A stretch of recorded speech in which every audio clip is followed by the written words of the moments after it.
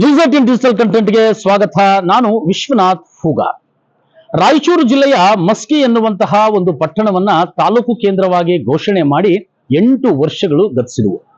ಆದರೆ ಕೇವಲ ತಾಲೂಕು ಕೇಂದ್ರವಾಗಿ ಮಾಡಿದ್ದೇ ಬಂತು. ಆದರೆ ಇಲ್ಲಿಗೆ ಕೊಡಬೇಕಾದಂತಹ ಸೌಲಭ್ಯಗಳೇನಿದಾವೆ, ಕಚೇರಿಗಳೇನಿದಾವೆ, ಸಾರ್ವಜನಿಕರ ಅನುಕೂಲಕ್ಕಾಗಿ ಬೇಕಾದಂತಹ ಸರ್ಕಾರಿ ಕಚೇರಿಗಳೇನಿದಾವೆ, ಆ ಕಚೇರಿಗಳನ್ನ 8 ವರ್ಷಗಳು ಗತಿಸಿದ್ರು ಕೂಡ ಸರ್ಕಾರ ಕೊಡುವಂತಹ ಮನಸ್ಸು ಮಾಡ್ತಾ ಇಲ್ಲ. ಹೀಗಾಗಿ ಮಸ್ಕಿ ತಾಲೂಕಿನಲ್ಲಿ ವ್ಯಾಪ್ತಿಗೆ ಬರ್ತಕ್ಕಂತಹ ಜನ ಏನಿದ್ದಾರೆ ಅವರೆಲ್ಲರೂ ಕೂಡ ಈ ಮೊದಲಿದ್ದಂತಹ ತಾಲೂಕು ಲಿಂಗಸ್ಗೂರ್ ಆಗ್ಬೋದು, ಪಕ್ಕದಲ್ಲಿರುವಂತಹ ಸಿಂಧನೂರು ಆಗ್ಬೋದು, ಈ ರೀತಿಯಾಗಿ ಹರಿದು ಹಂಚುವಾಗಿರ್ತಕ್ಕಂತಹ ಹಳ್ಳಿಗಳ ಜನ ಇವತ್ತು 2 ತಾಲೂಕುಗಳಿಗೆ ಇವತ್ತು ಕಚೇರಿಗಳಿಗೆ ಅಲಿಯುವಂತಹ ಪರಿಸ್ಥಿತಿ ಇವತ್ತು ಮಸ್ಕಿ ತಾಲೂಕಿನಲ್ಲಿ ನಿರ್ಮಾಣವಾಗಿದೆ.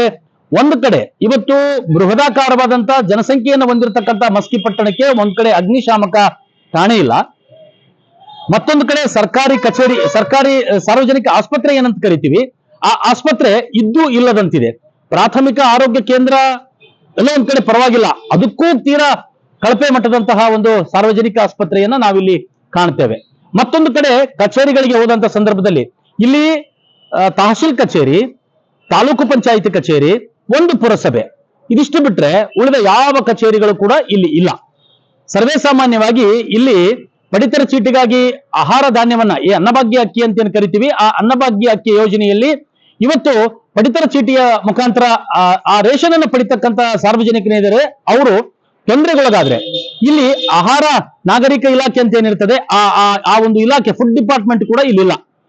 ಈ ಬಗ್ಗೆ ಸ್ವತಃ ಮಸ್ಕಿ ತಹಶೀಲ್ದಾರರೇ ನಮ್ಮ ಜೊತೆ ನೋವನ್ನ ತೋಡ್ಕೊಳ್ತಾರೆ. ಯಾಕೆಂತ ಕೇಳಿದ್ರೆ ಯಾವ ಕಚೇರಿಗಳು ಇಲ್ಲಿ ಬರೋದಿಲ್ಲ, ಯಾವ ಕಚೇರಿಗಳು ಇಲ್ಲಿಲ್ಲ. ಹೀಗಾಗಿ ಸಾರ್ವಜನಿಕರು ಯಾರನ್ನ ಕೇಳಬೇಕು ಎನ್ನುವಂತಹ ಒಂದು ಬಹುದೊಡ್ಡ ಜಿಜ್ಞಾಸೆಯಲ್ಲಿ ಈ ಮಸ್ಕಿ ಪಟ್ಟಣದಲ್ಲಿ, ತಾಲೂಕಿನಲ್ಲಿ ಬದುಕ್ತಾ ಇದ್ದಾರೆ. ಇನ್ನು ಗ್ರಾಮಸ್ಥರ ಪರಿಸ್ಥಿತಿ, ಮಸ್ಕಿ ತಾಲೂಕಿನ ವ್ಯಾಪ್ತಿಗೆ ಬರ್ತಕ್ಕಂಥ ಗ್ರಾಮಸ್ಥರ ಪರಿಸ್ಥಿತಿ ಅಂತೂ ಕೂಡ ತೀರಾ ಶೋಚನೀಯ.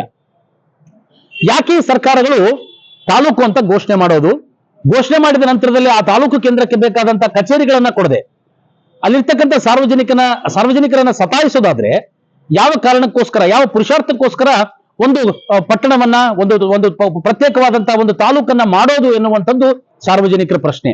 ಹೀಗಾಗಿ ಗ್ರಾಮಸ್ಥರಾಗಿರ್ಬೋದು, ಪಟ್ಟಣದ ಜನ ಆಗಿರ್ಬೋದು, ಮಸ್ಕಿ ತಾಲೂಕಿನ ವ್ಯಾಪ್ತಿಯಲ್ಲಿ ಬರ್ತಕ್ಕಂತಹ ಸಾರ್ವಜನಿಕರು ಈಗ ಕಚೇರಿಗಳಿಲ್ಲದೆ ಅಲೆದಾಡ್ತಕ್ಕಂಥ ಪರಿಸ್ಥಿತಿ ನಿರ್ಮಾಣವಾಗಿದೆ.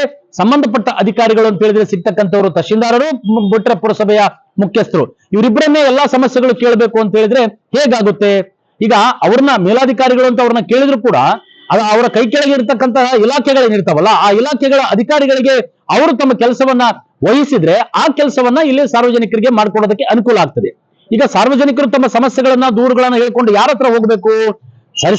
ಸರ್ವೇ ಸಾಮಾನ್ಯವಾಗಿ ಒಂದು ಬೆಂಕಿ ಕತ್ಕೊಂತ ಅಂತ ಹೇಳಿದ್ರೆ ಅಲ್ಲಿ ಅಗ್ನಿಶಾಮಕ ಠಾಣೆ ಕಚೇರಿ ಇತ್ತಪ್ಪ ಅಂದ್ರೆ ಕಚೇರಿಯ ಮುಖ್ಯಸ್ಥರಿಗೆ ಹೋಗಿ ಹೇಳ್ಬೋದು, ಅಲ್ಲಿ ಒಂದು ದೂರವಾಣಿ ಕರೆ ಮಾಡಿ ಅವರಿಗೆ ಸಮಸ್ಯೆಯನ್ನ ಪರಿಹರಿಸೋದಕ್ಕೆ ಹೇಳ್ಬೋದು. ಕಂದಾಯ ಇಲಾಖೆ ಅಂತ ಹೇಳಿದ್ರೆ ಕಂದಾಯ ಇಲಾಖೆ ವ್ಯಾಪ್ತಿಗೆ ಬರ್ತಕ್ಕಂಥ ಕಚೇರಿ ಇತ್ತಪ್ಪ ಅಂತ ಹೇಳಿದ್ರೆ ಅವ್ರ ಸಮಸ್ಯೆಗಳನ್ನ ಅಲ್ಲೋಗಿ ತೋಡ್ಕೋಬಹುದು. ಆಸ್ಪತ್ರೆ ಅಂತ ಹೇಳಿದ್ರೆ ಸಾರ್ವಜನಿಕ ಆಸ್ಪತ್ರೆಯಲ್ಲಿ ಇರ್ತಕ್ಕಂಥ ವೈದ್ಯಾಧಿಕಾರಿಯನ್ನ ಸಂಪರ್ಕ ಮಾಡಬಹುದು.